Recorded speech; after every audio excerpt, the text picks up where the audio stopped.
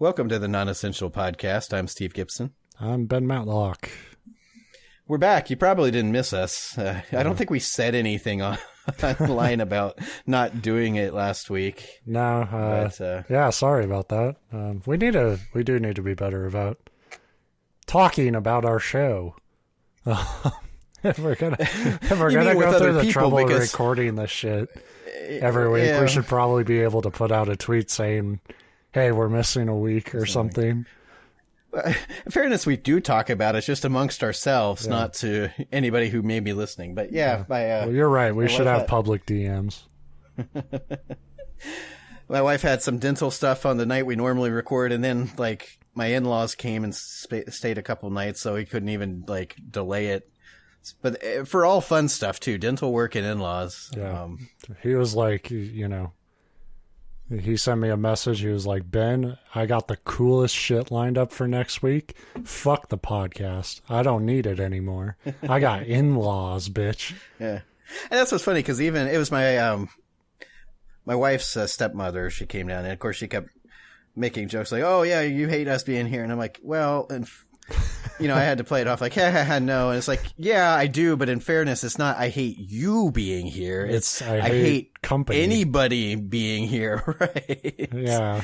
And hate's too strong of a word, because I'm not that antisocial. I joke about it, but I'm not that antisocial. But, you know how it is. It's like, I actually like getting to see family and stuff. It's just all of a sudden it's like your own home doesn't become your own home anymore. Yeah. I'm kind of the same way. Maybe a little more antisocial, but I like planning company, I don't mind having people over and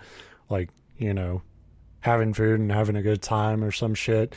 It's when that gets stretched out for a prolonged period and then it's like after a certain point it stops being like an actual fun visit, and it's more like, okay, this is a weird sort of temp roommate thing I got going here, and it just feels off.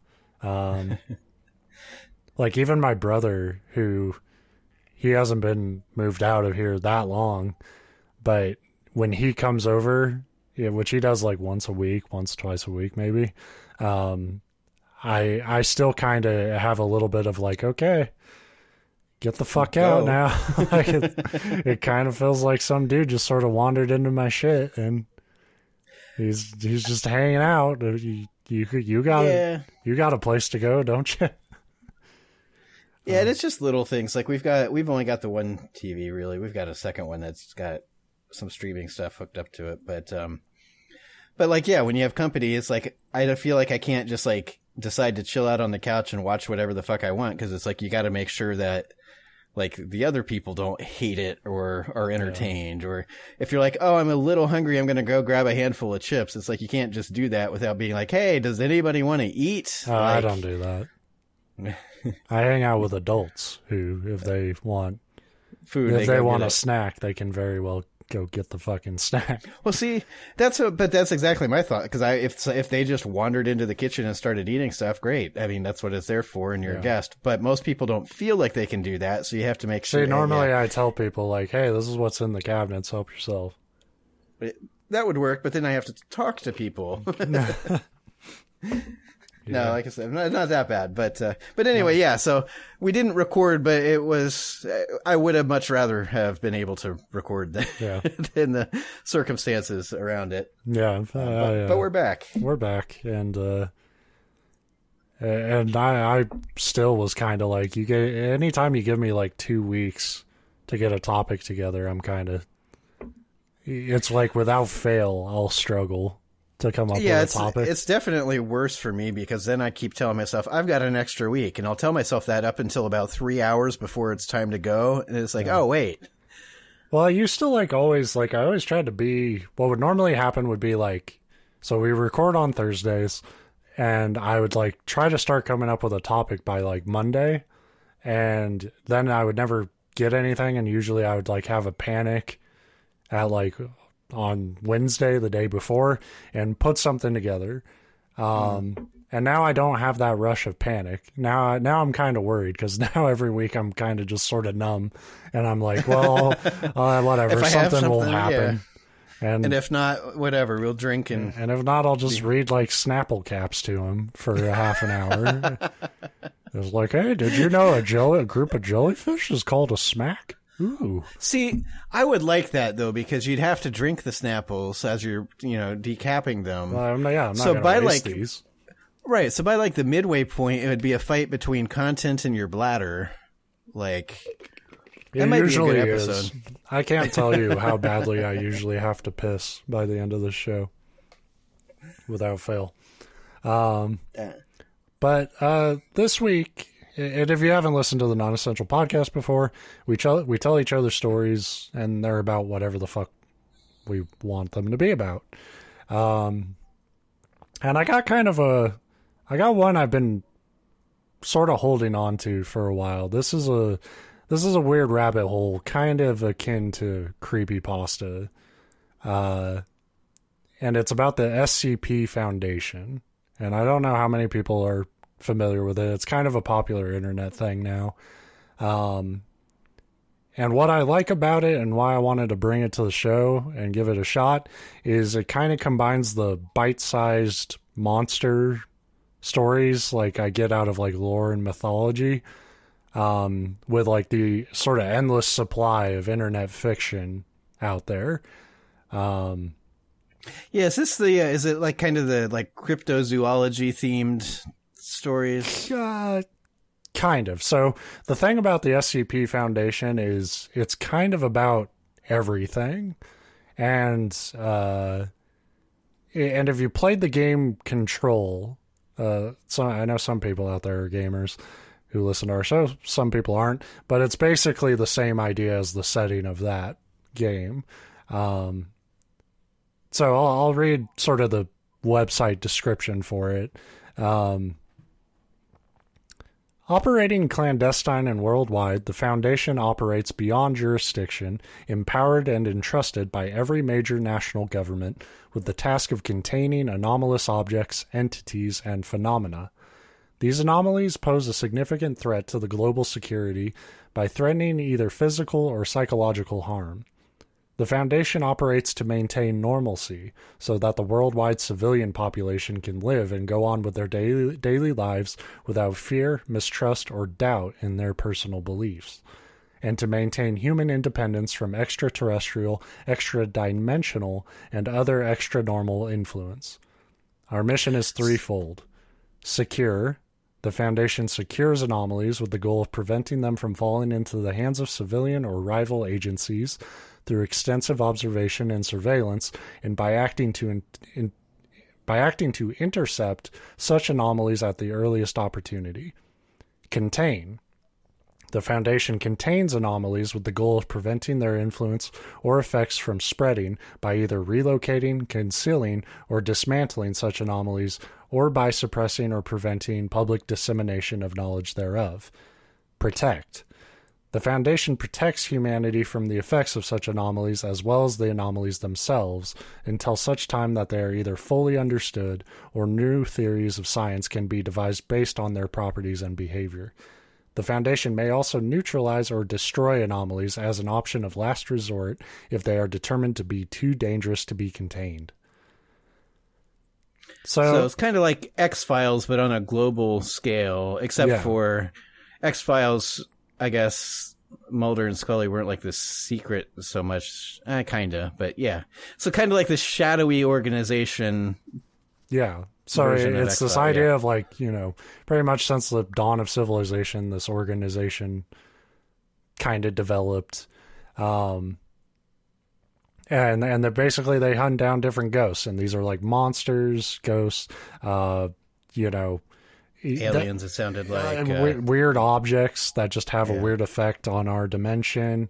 And that's where the kind of creepypasta thing comes in, because it's this sort of self-generating community coming up with all these sort of weird monsters and objects. Yeah, so it sounds like it's like a common theme to run with, but then Although I did want to say at the very beginning of that description, it was interesting to me because they said they operate beyond jurisdiction and empowered and trusted by all the world's major powers. It's like, well, then they've given you jurisdiction, so you're not beyond jurisdiction. You just they're not. Well, I mean, technically that could mean just like, hey, we're not combated by national government, and we're not hidden from them. That they kind of know. Every government knows what we do, and they let us do it without putting up a fuss. But the way the story reads about the Foundation, they were going to do their shit anyway, and you're not going to stop it. So there's actually a lot of stories about the Foundation itself, a lot of characters, like doctors and stuff, and researchers, and a lot of fucked up shit there. But what I wanted to focus on is stories about the anomalies themselves. So when it comes to, and I just have like 3 today. And when it comes to these anomalies, they're all categorized into classes of how easily contained they are. This doesn't mean how dangerous they are, because some SCPs can be very easy to contain, and some safe ones can be almost impossible. So there's the safe class, which is very easy to contain and doesn't require significant resources to do so. There's the Euclid class, which requires more resources and containment isn't always reliable. This tends to be more for SCPs that aren't really understood that well, and therefore you can't always predict how they will attempt to escape. And then there's the Keter class SCP, which is very difficult to keep locked down due to the nature of it or the lack of technology available to contain it. And in order to do so, it's usually pretty expensive. And then there's the, I don't know if this is Thaumiel or Tomiel class, but these are SCPs that are actually anomalies the Foundation will use to contain other SCPs. So like the rock, paper, scissors of the SCP, like. I guess, but everything, I guess Thaumiel will always beat everything. The way they kind of break it down is there's this informal guideline in the description. It's called the locked box test. So if you lock it in a box and leave it alone and nothing bad happens, then the SCP is probably safe. If you lock it in a box, leave it alone, and you're not entirely sure what will happen, then it's probably Euclid. If you lock it in a box, leave it alone, and it easily escapes, then it's probably Keter. And if the object is the box, then it's probably a Thaumiel. So that's kind of the homework part of this description. I won't do it every time I bring these up, but I feel like, we kind of had to break it down a little bit. I took my notes, so I'm good to go if we have a pop. Actually, no, I didn't take notes, and I would fail it. You could quiz me right now, and I'd probably fail it. But okay.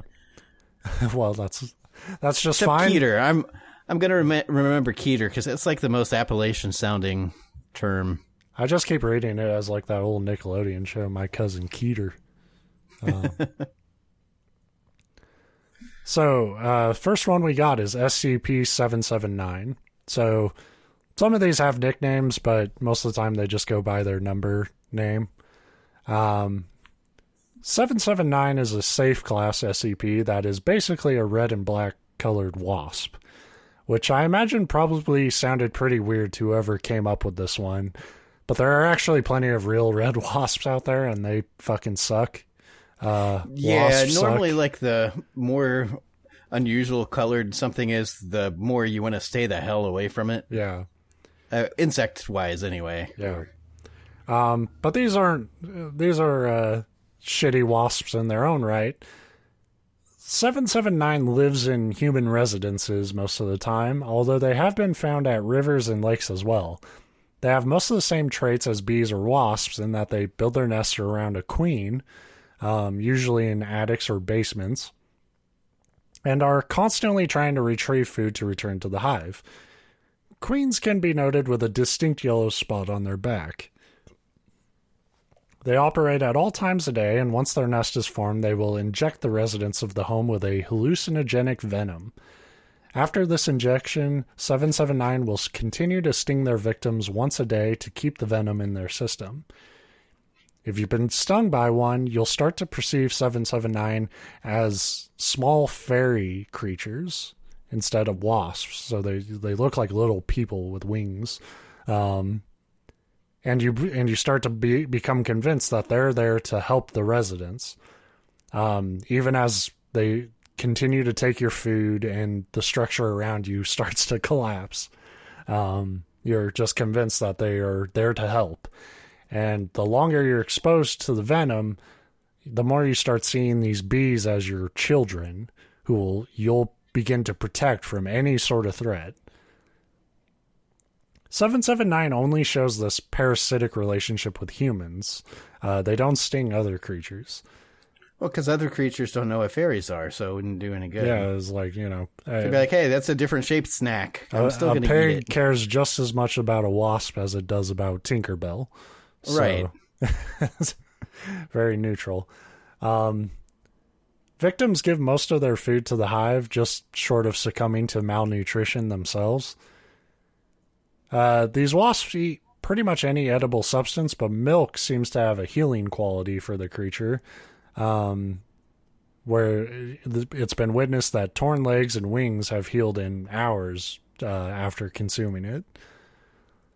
So basically, like they said, it's a safe class SCP. So the idea is that all these anomalies are contained in these like fictional sites. And these sites are just spread across the world. And so, like, 779, any instances of them popping up, it's pretty easy to just contain the hive. But if you go in and, like, you get stung, then, like, you're put in fucking quarantine and shit. So that's kind of a warm-up one. And then it was a good one to start with because it's wasp season here, and I record the show from my basement. Yeah. So I was just thinking, you should probably run from your house. You're in trouble. SCP-106 is Keter ranked, and this is a pretty weird one, and it's kind of hard to wrap your head around it. Just from the description, but I thought we would give it a shot. It appears as an elderly kind of humanoid thing, but it's undergoing some advanced decomposition. It's not exceptionally agile on its own and typically will remain motionless trying to lull prey in. What it can do is scale any vertical surface and suspend itself upside down indefinitely. When it attacks, it usually goes after spots of like major organs or specific muscle groups to try to incapacitate a target. Once it's disabled, the victim, who its preferred victim tends to be a human between 10 and 25 years old, gets pulled into a pocket dimension by the creature, never to be seen again. Usually never seen again.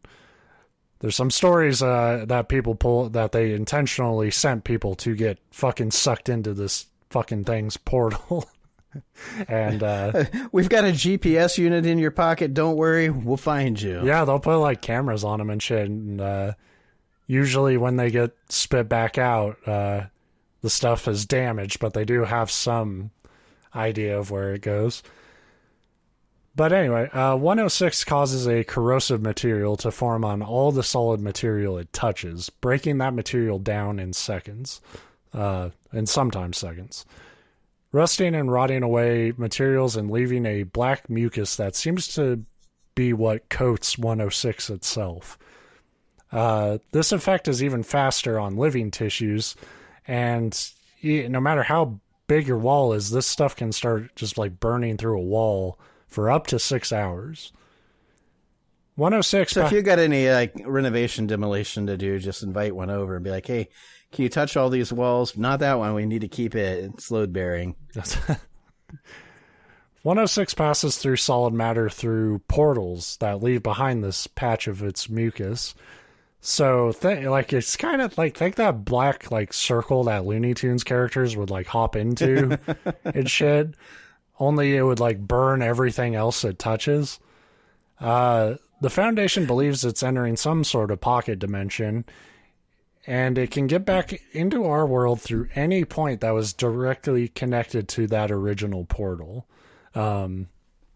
So say it portals through one wall, it could then pop back out through the ceiling or the outer wall of the wall it went through. The Foundation doesn't know if 106 made this dimension it jumps into or if it's the origin of it. When people were sent in, all they found were blank halls and rooms where 106 seemed to relish toying with whoever got captured. It would release them just to hunt them again, and it seems to kill more for pleasure than any sort of sustenance. So it's like the Predator in that regard. Yeah, I mean, Predator, it would be like the Predator. The Predator just like sort of enjoyed just breaking your leg and then like running away. I could picture that though. Like once the Predator, by Predator, like 3 or 4 or 5, I don't know how many they made. Like the Predators figured out like humans are pretty easy to beat. Arnold none of them went back for the rematch with Arnold. So yeah, but that first one that fought him that was Daryl. He was new on the job and like he should have. That's the thing. I gotta believe in the entire universe, in the Predator world, there has to be something better to hunt than humans. Right. Like if you're a real trophy hunter, if you're a real badass, yeah, a bunch of spongy meat sacks wandering around the forest, and if like our guns don't work, we're like, oh fuck, what do we do? Especially since then they use like these like pansy like tactics initially. It's like I'm invisible and I've got this laser that'll blow your head off instantly. It's like haha, yeah, which I like because that's akin to our stupid ass big game hunters here, where that's it's like true. I took down a lion. It's like no shit, you had a machine gun. You went in when it was like asleep with like a fucking ton of gear and shit.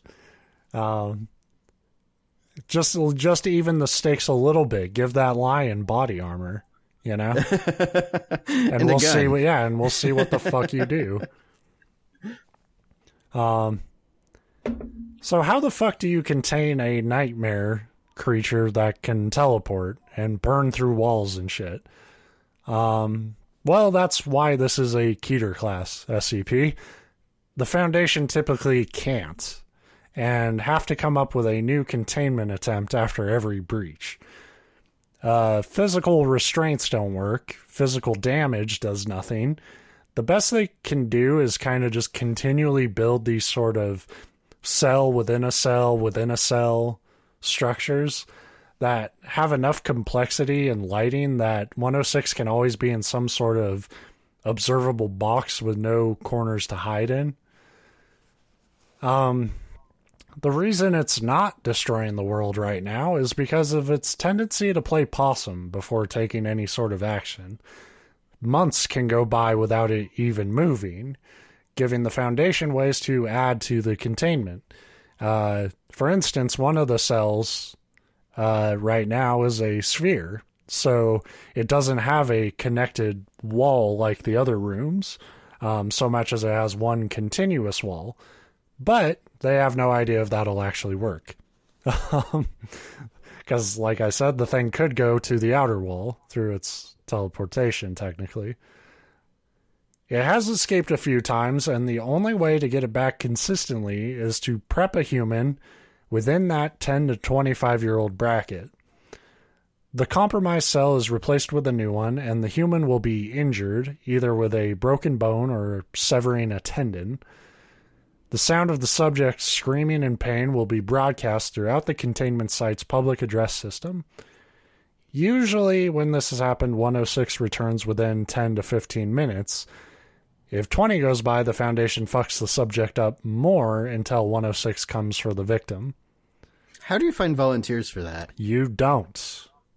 The Foundation's this is where you kind of learn the Foundation, for what it's doing, doesn't have the best methods, and when you consider how much 106 escapes, you can't say the ends justify the means either.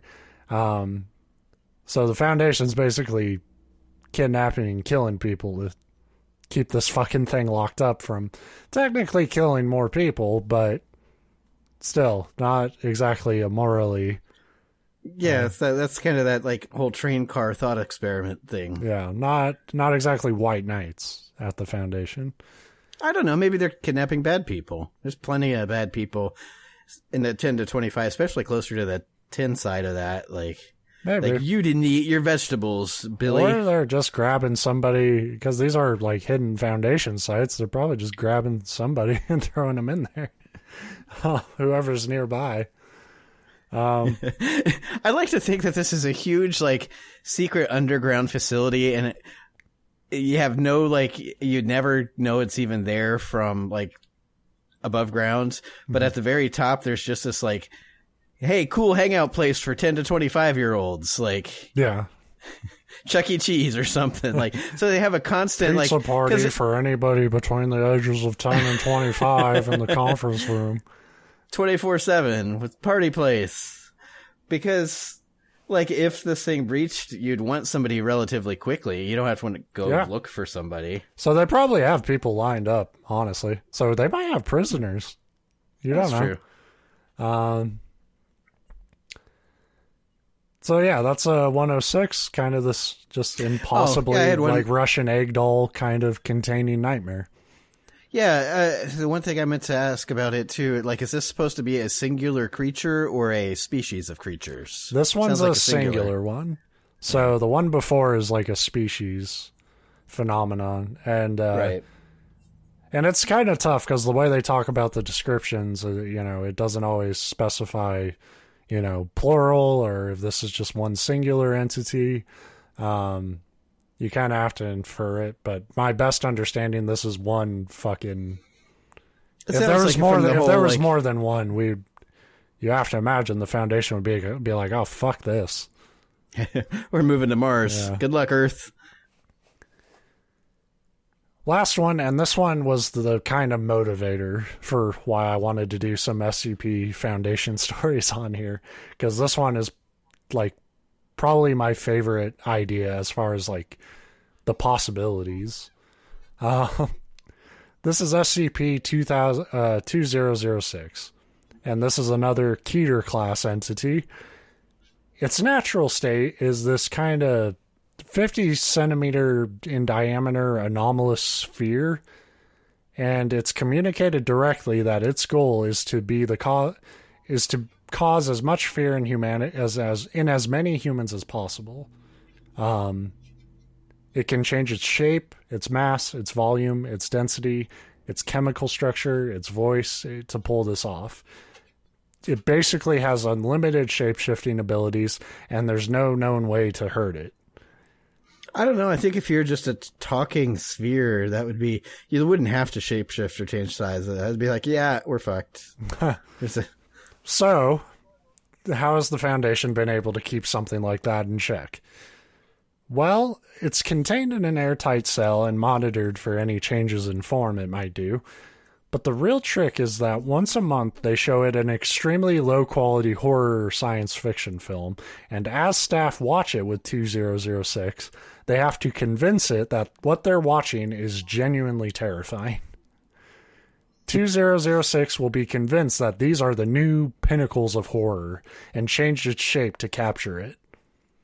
So right now, if you were to see 2006, you would likely find it in the shape of a gorilla monster wearing a space helmet from the 1953 movie Robot Monster.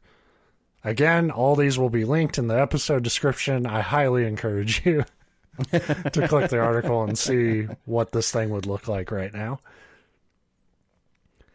It can speak in any of its forms, and usually its first interaction with anybody is to try to scare them, but afterwards it becomes pretty affable and friendly. So basically the thing saving us from this thing is that despite its goal of causing as much fear as possible, it's a pretty poor judge of the concept of fear. so, like, as long as you keep showing it shitty horror movies and convincing it it's scary, we're probably fine. The problem is, it often catches Foundation members getting a little too lax around it and not appreciating just how much of a threat 2006 could turn into. So on the article, the site director containing 2006 wrote a memorandum to the staff. This is from Dr. Randall Owings. I have been getting reports of some lax behavior regarding SCP-2006. Many personnel have been heard laughing at 2006 during surveillance when it watches a new movie or when it attempts to scare individuals. Some personnel have been heard questioning why 2006 is classified as a Keter entity. I am here to remind you that a Keter entity is a Keter entity, regardless of how innocuous it may seem. No, 2006 is not a rampaging demigod, nor is it a regenerating super lizard. However, it possesses the same level of danger as any other Keter that the Foundation has contained. Think of 2006's purpose. It wishes to scare people. Imagine what would happen if 2006 broke containment and found out what really scared people. Imagine if it saw the horror and fear of war, or the concepts of paranoia or phobias common to each and every human being. Imagine if it found the true horror of a nuclear holocaust or an XK-class scenario. Now couple that with an entity that possesses shape-shifting abilities with no known limits, and you'll understand why it's classified as Keter. All personnel mentioned above have been suitably disciplined. I do not want to hear about this again. Well, now I just feel bad for the employees that were laughing at this ridiculous monkey robot space helmet thing that I'm looking at on the webpage.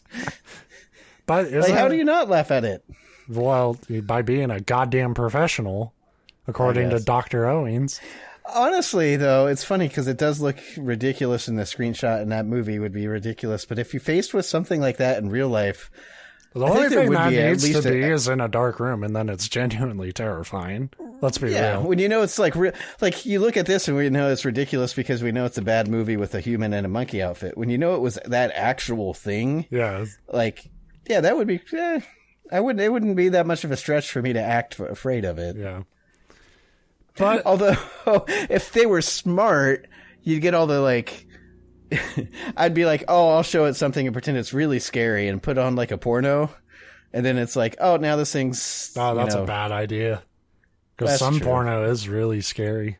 That's true. You'd have to be very selective there. Yeah. Like if Bikini you knew, Car Wash 7 or something. If you knew just how bad the wrong camera angle could be, humanity would be begging for that bullet. True horror is the camera switching to the dude's face right when things are getting good.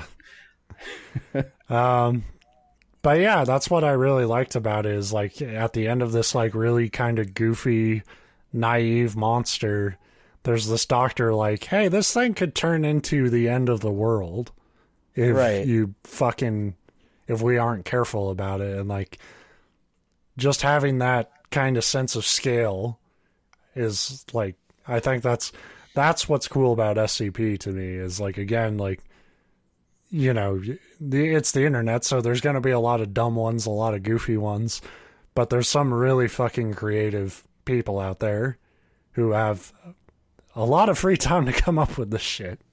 Yeah. I'm wondering how many of these, even these Keter class ones, the solutions would be. This one, I don't know. I don't know its method of mobility or whatever, but that last one, it sounded like it basically can teleport, but only from things that touch it. So launch it into space, and it's it might keep porting out the side of the spaceship, and then inside it, it's in space. You're good.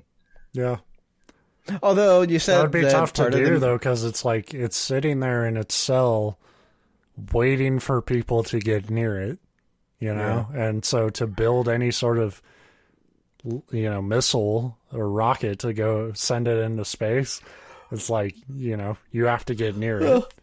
I suppose you said part of it is the part of their missions to contain it so they can study it. Like, you don't necessarily want to just wing it out into the abyss so you can't study it, because then you don't learn anything. Then you find out, like, oh, this thing actually absorbs space. And now it's gigantic. Right. But that's why I would make a terrible, like, if this was a real, like, scenario, because that would be my solution to everything. But, like, did you try, like, shooting it? Like, yeah. Did you try shooting it in the sun? How did it respond to the sun when you put it in the sun? Yeah, that's some SCP monsters for you. It's a really fun rabbit hole if you're ever just bored. And they're just one of those places where it's like you can go and just click a random story and just, like, that's pretty much how I spent my morning yesterday. Just reading that shit. Yeah, I like I'm looking at this and there's like different, you got these entities or whatever, but they also have like, incident reports and a creepypasta archive. So there's really a lot here if you're into this stuff. But don't visit it, because then when we go back to this for a podcast topic, you'll be like, I already read that. Tough shit. So, yeah. Tough shit. You get it again.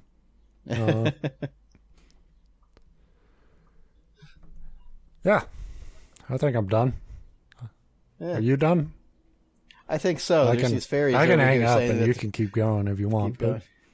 No, these little fairies are hungry as shit, and I need to go get them some milk. No, these ones are real. They're not wasps. I just imagine, like, these wasps getting, like, fucking fat beer guts off of milk, and, like, after a while can't even fly. See, that's how you contain. They say they're easy to contain. It'd be really easy for me because, well, not anymore because we've got a kid. But before, if we had milk in our fridge, it was probably like 3 months expired because we don't drink a lot of milk. So like you'd need it for like to make mac and cheese once, and then it would sit there. Yeah. So they'd be like, "Oh, we want milk." You'd be like, "Oh yeah, here's your milk," and you're stupor, and you give them this stuff, and it would kill them because it was. That's fucking rancid. Yeah. Gross. And then you just like wake up from your stupor like, why the fuck are there a bunch of dead red and black wasps in my basement? And why is my house falling down? And who drank my milk? At that point, it's really who ate my milk. Yeah. Like, I like that. Even when it's old, there's that thing in you. It's just like, hey, who touched my shit? I know there was a carton of milk in here. All right. Fuck it. Goodbye. Gotta go. Gotta go fast. Yeah, I was just about to say that too. 'Cause, yeah.